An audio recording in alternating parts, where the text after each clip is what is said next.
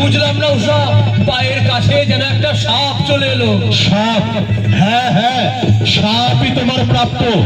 অনিরুদ্ধ, তুমি বহু সাধনায় প্রাপ্ত নৃত্য কলার অবমাননা করেছ। যাও, স্বর্গবাসের কোনো অধিকার তোমাদের নেই। তোমাদের নির্বাসিত করা হলো মর্তধামে। না না প্রভু, আমি ওর হয়ে মার্জনা চাইছি।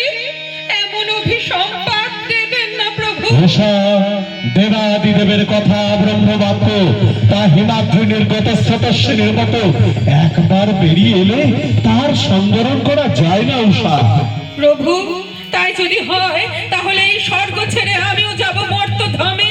না না উষা, না, তাই কি হয় উষা? তাই হয় না, পতি বিনা সতীর জীবন যে বৃথা। বেশ, তাই হোক।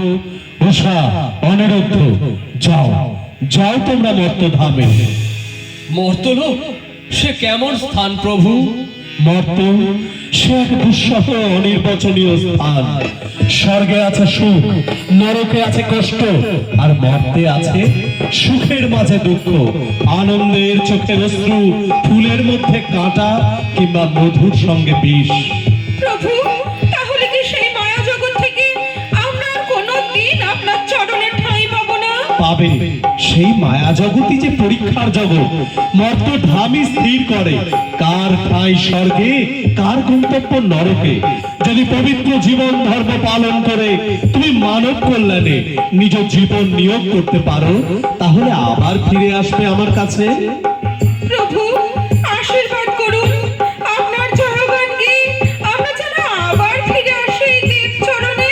যাও উষা, তুমি বেহুলা নামে জন্মাবে সাইবেনের কন্যা হয়ে। অনিরুদ্ধ, তুমি হবে লক্ষিন্দর। নতুন জীবনের নতুন পরীক্ষায় উত্তীর্ণ হয়ে এসো।